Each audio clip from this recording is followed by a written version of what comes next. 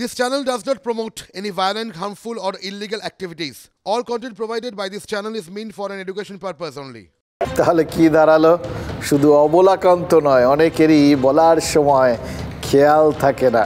নুসরত বলেছিলেন বসিরহাটের প্রত্যেক মা তার মা, তিনি বসিরহাটের মেয়ে, বসিরহাটের সুখে দুঃখে আপদে বিপদে পাশে থাকবেন। কিন্তু সন্দেশখালীর মা বোনেরা যখন বিপদে, সন্দেশখালীটা কিন্তু বসিরহাটের মধ্যে, সেখানকার মা বোনেরা মানে ওখানকার মায়েরা তার মা, ওখানকার বোনেরা তারই বাড়ির মেয়ে, তারা যখন বিপদে, যখন রাত বিরেতে তাদের গুন্ডারা ডাকছে বলে তারা অভিযোগ তুলছেন, হতে পারে মিথ্যে, সরকারিভাবে মিথ্যে তো বটেই, কোনো প্রমাণ পাওয়া যায়নি, না মহিলা কমিশন পেয়েছে, না পুলিশ পেয়েছে, এবং যার জন্যে পুলিশ তো কোনো অভিযোগ যা কি কেন ধরেছিল নিজেরাই বুঝে উঠতে পারেনি, এত তাদের মনে সংশয় ছিল, কাগজপত্র জমা পড়েনি আদালতে, যার জন্য দেখলেন তো উত্তম সর্দার শুদ্ধু কোথাও গিয়ে জামিনটা পেয়ে গেল আজকে দুদিনের মধ্যে।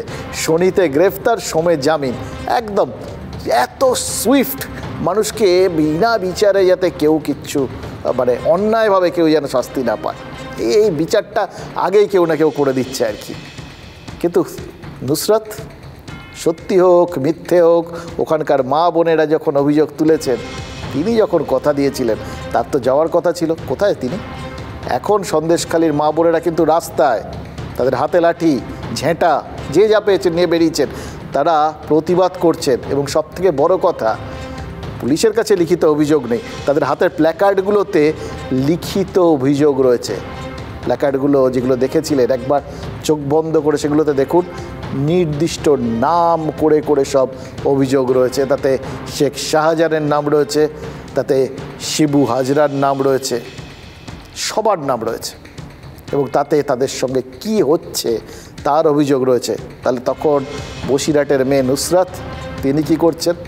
আর বসিরহাটের মেয়ে বলে কি তাকে বসিরহাটের ওই প্রত্যন্ত জায়গায় পড়ে থাকতে হবে? তার কম কাজ আছে নাকি?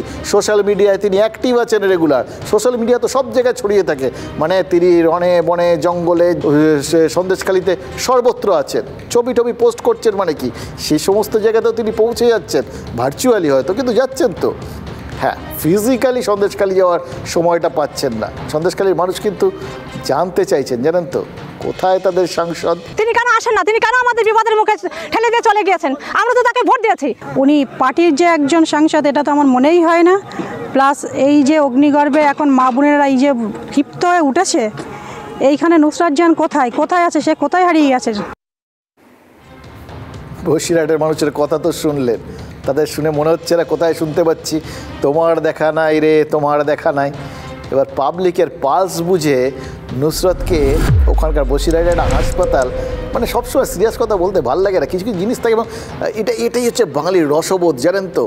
সিরিয়াস সময় যখন আপনি প্রচণ্ড রেগে আছেন, দুঃখে ভেঙে পড়েছেন, সেই সময় এমন একটা জিনিস বাঙালির রসবোধের পরিচয় দিয়ে দেবে যা আপনার মুখে এক চিলতে হাসি ফুটে উঠতে বাধ্য। এরকমই বসিরহাটের একটা হাসপাতাল করেছে তারা, চট জলদি একটা বিজ্ঞাপন বার করেছে, আর সেই বিজ্ঞাপনে লেখা আছে নুসরত পাশে না থাকলেও মাদার টেরেসা পাশে আছে। কিচ্ছু বলতে পারবেন না, মাদার টেরেসা তিনি পাশে আছেন বললে কার কি বলার আছে, কিন্তু মাদারের নামেই আসলে ওই হাসপাতালের নাম রেখেছেন কর্তৃপক্ষ। কি অসাধারণ বিজ্ঞাপন ভাবুন তো। নেতা কাম অভিনেতাদের ব্র্যান্ড ভ্যালু কতটা টের পাচ্ছেন এই বাজারেও, তাদের নাম ঠিক কেটে যাচ্ছে। আমরা হসপিটালের বিজ্ঞাপনটা আউটসোর্সিং করেছিলাম, এবং এই বিজ্ঞাপনটা আমার কাছে মাত্র ওই 1 মিনিটের মতো একটা এসেছিল। 1 মিনিট ছিল, যারা করেছিল তারা ভুলবশতই করেছিল, 1 মিনিটের মধ্যেই সেটা আবার তুলে নেওয়া হয়েছে। এবং আমি আপনাদের মাধ্যমে, যারা পোস্ট করেছে নন টেকনিক্যাল পারসন, তাদের তো ভুল হয়েছে, এবং এটা আমি ক্ষমা প্রার্থী। হ্যাঁ, এখন তো ক্ষমা টমা যা খুশি চেয়ে দিন, ভুল হয়েছে বলেও দিন, যা যাওয়ার তা তো চলে গেছে। যিনিই করেছেন সঠিকভাবে করুন, ভুলবশত করুন, সজ্ঞানে করুন, অজ্ঞানে করুন, রসবোধ আছে যাই বলুন। নুসরত কি বুঝেছেন তার ইমেজ কোথায় গিয়ে ঠেকেছে? এই 1 মিনিটের মধ্যেই কিন্তু যা ভাইরাল হওয়ার হয়ে গেছে, নাকি নুসরত ভাবছেন নেগেটিভ পাবলিসিটিটাও তো এক ধরনের পাবলিসিটি? এই যে হাসপাতালটা ভোটের আগে তাকে বিনা পয়সায় ফুটেজ দিচ্ছে, এত পাবলিসিটি দিচ্ছে, সেটাই কম নাকি? একে অভিনেত্রী, তার উপর সাংসদ। আসলে নেতা অভিনেতার এই যে একটা অসাধারণ যুগলবন্দি না, এবং এক দেহে এরকম বহু রূপ যখন থাকে, সেটার যে কীরকম একটা জয়েন্ট ভেঞ্চার হয়, সেটা বাংলার মানুষ হাড়ে হাড়ে টের পাচ্ছেন। কিন্তু আবার সেই পুরনো প্রশ্নে ফিরে আসি, তিনি কি সন্দেশখালিতে যাবেন? কয়েকদিন আগে TV9 বাংলা তার সামনে বুম ধরেছিল, এই প্রশ্ন করেছিল, টু শব্দ করেননি বসিরহাটের সাংসদ। কিন্তু কদিন আর চুপ করে থাকবেন? আমরা তাই জন্যই দেখাচ্ছিলাম যে তিনি বলছেন না কিছু, কিন্তু করছেন অনেক কিছু। এই যে এখন বিভিন্ন ডেট হয়ে থাকছে, প্রমিস ডেতে তার অ্যাক্টিভিটি আছে, প্রমিস কতটা রেখেছেন মানে প্রকাশ্যে রাখা, সেটাও তো দেখালাম আপনাদের। তারপর বিভিন্ন রোজ ডে, ফোজ ডে, আরও কত কিছু ডে হয় আর কি। ভ্যালেন্টাইন্স ডে, সেটা ভালোবাসার দিন, ভালোবাসা দিতেও কি যাবেন জানি না। কিন্তু নুসরাত অন্তত এই বিভিন্ন কিছু দেখে ঠেকে বলবো না করেও আজ দু চার কথা বলেছেন। আমি কিছুদিন আগেই সংসদ থেকে ফিরেছি এবং আমার এখানে অনেকগুলো কাজ ছিল, সেই কাজ নিয়ে আমি ব্যস্ত ছিলাম এবং রেগুলারলি অ্যাডমিনিস্ট্রেশনের সাথে আমি যোগাযোগ রেখেছি এবং খবরাখবর নিচ্ছি। দেখুন, বিষয়টা হচ্ছে এটা একটা খুব ক্রিটিক্যাল জাংচার। সেখানে মানুষকে প্রভোক বা ইনস্টিগেট করার চেয়ে বেশি আমাদেরকে একত্রিতভাবে, আমাদেরকে ইউনাইট হয়ে অ্যাডমিনিস্ট্রেশনকে সাপোর্ট করা উচিত। এবং স্টেট যে মানে টায়ারলেসলি লোকালদের জন্য করছে, সেটাও আমরা সকলে দেখতে পাচ্ছি।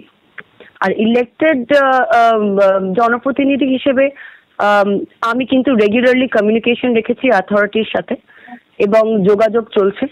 আর আমার কাজ দেখুন, আগুনে ঘি দেওয়া নয়। আমার কাজটা বা আমাদের সকলের কাজটা এটাই হওয়া উচিত যে আগুনটাকে যাতে আমরা সকলে মিলে একসাথে নিভিয়ে দিতে পারি, যেহেতু বিষয়টা ক্রুশিয়াল। এবং আমার ওখানে যাওয়ার মানে হচ্ছে যে আমি যদি যাই, আমি তো আরো 5 জন লোক আমার সঙ্গে যাবে। আর বিষয়টা হচ্ছে ওখানে যে পরিস্থিতিটা এখন রয়েছে, সেই পরিস্থিতিটাকে সম্মান করতে হবে। সেখানে আমাদের অ্যাডমিনিস্ট্রেশন যে রুলটা অ্যাপ্লাই করেছে, সেই রুলটাকে আমাদেরকে রেসপেক্ট করতে হবে এবং যত সম্ভব তাড়াতাড়ি এই বিষয়টাকে আন্ডার কন্ট্রোল আনতে হবে। With due respect to everybody, সবাই নিজের নিজের কাজ করছে এবং অ্যাডমিনিস্ট্রেশনকেও নিজের কাজ করতে দেওয়াটা আমাদের কর্তব্য আমি মনে করি।